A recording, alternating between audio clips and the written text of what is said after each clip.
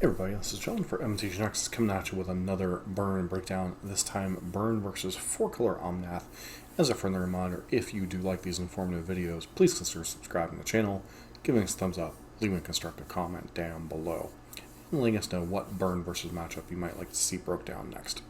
So, Burn versus Four Color Omnath really comes down to early interaction and Omnath and landfall triggers thereafter. Burn's game plan generally is one of the better ones against the Four Color Omnath piles. Omnath, just is built to handle anything, but tends to struggle with decks that are hyperlinear. Burn is a linear deck that tends to execute a multifaceted game plan of creatures plus spells. Elementals or Four Color Omnath variants tend to be very good at handling board presence. They tend to be a little bit worse at handling spells on the stack. So while they can often blunt the creature game plan with things like Fury, Solitude, chump blocking with things like Ice Fang Coatl in the early turns, they tend to struggle with a deck that is largely spell-based. Decks like Storm, decks like Burn, these decks that just operate on different axes than what the deck is designed to fight. That said, the card Omnath kind of erases it all. If they happen to get Omnath Lotus of Creation down, happen to get a landfall trigger, generally the game is over and just kind of snowballs from there, because each landfall trigger they get is then 4 life, so fetch lands can effectively net them 7 life per turn cycle, and Burn just is not capable of keeping up with that kind of life gain. So your main game plan, game 1, obviously is just to get them dead as much as possible. Skullcrack can play, a key point at like 1 turn, Skullcracking, and can prevent them from getting life. But generally you want to have the game over before they can play an Omnath and play a fetch land in order to gain life. The key with that, obviously, is to make sure to either Skullcrack before they either cast the spell, or in response to the draw trigger. You don't want to let them get to a landfall if you can help it at all, or they start gaining a ridiculous amount of life. That said, Burn plays a lot of hasty, fast creatures, with Goblin Guide and Swiftspear, Eidolon often causing them to take damage. They don't tend to play a lot of early or they do play a lot of early removal, but these creatures can still get in and do damage.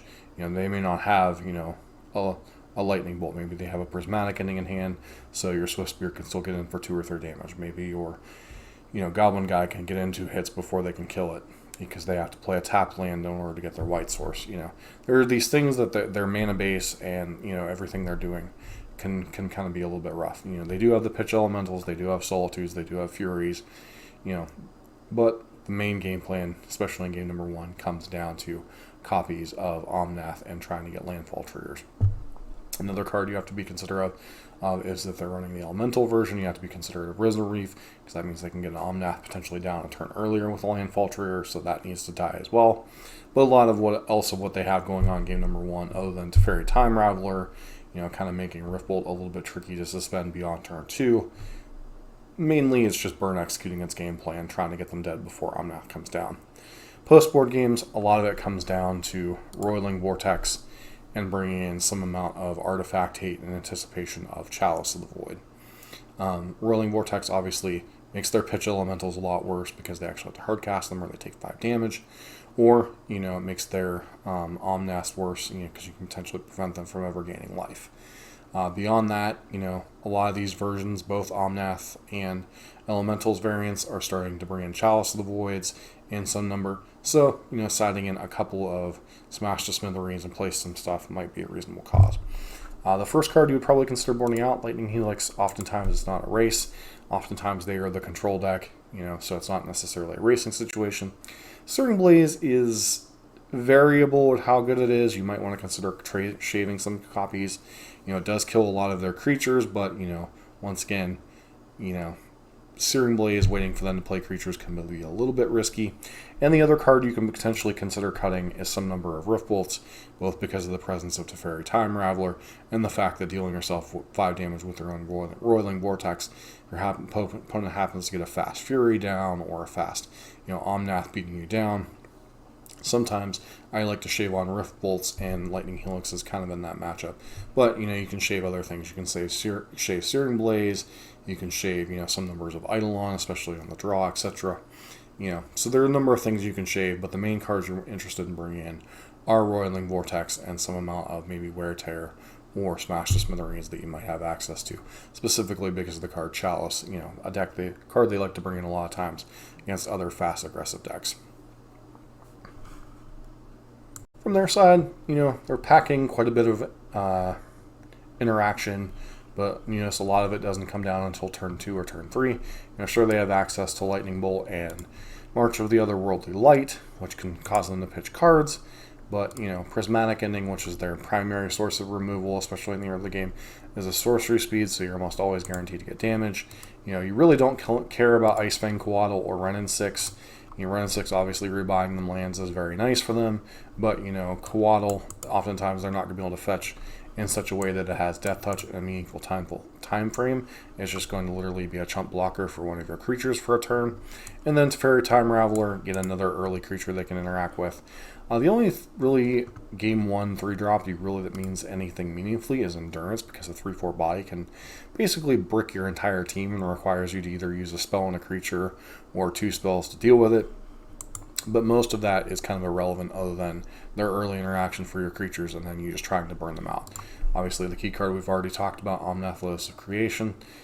This is one of those, the first landfall trigger each turn gets them 4 life, which means if they have a fetch land during their turn cycles, they can gain 7 life, because obviously they have to pay a life to, sacrifice it at some point. But, makes the Skullcrack timing and the Rolling Vortex timing a little bit weird sometimes, because if you wait till they play a land, they can just sack it and gain the 4 life anyway.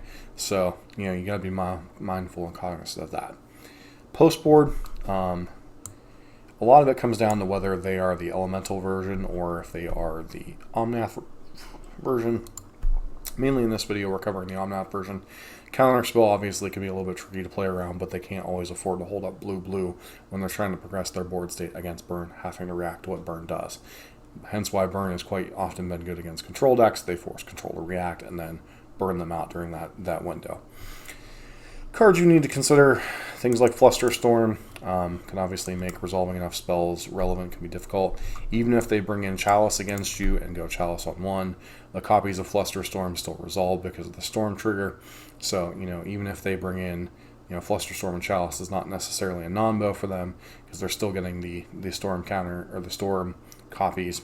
And then obviously Chalice of the Void on 1 or 2 can be very difficult for Burn to do. Obviously, you're more likely to see Chalice on 1, as that shuts down a good bit of your stuff without really impacting a lot of what they have going on. And they don't really like to take a lot of time with things like Abundant and Growth and such in the early turns. Another card that you might see out of, especially the Elementals version, is Knight of Autumn, which is kind of like this bridge card that happens to gain them life. It also happens to destroy your copies of Roiling Vortex, which can be a very problematic card for them. So, while overall I would say Burn has a decent leg up in this matchup and is one of the few decks in the format that has what most would consider a semi-positive matchup against Four Color Omnath variants, either the Elemental or the Omnath control variants, they still have tools they can bring in, and if a 4-color control player decides they want to have game against Burn, they have cards that can, things like Weather the Storm, Knight of Autumn. Solitude can be used to gain life by, killing one of their other creatures.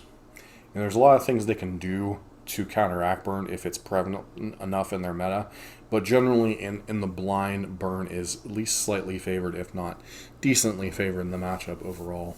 But they do have tools to bring in that you need to be aware of. That's kind of how the matchup goes, and hopefully that gives you a better insight from either side of the deck, as far as what the matchup is all about.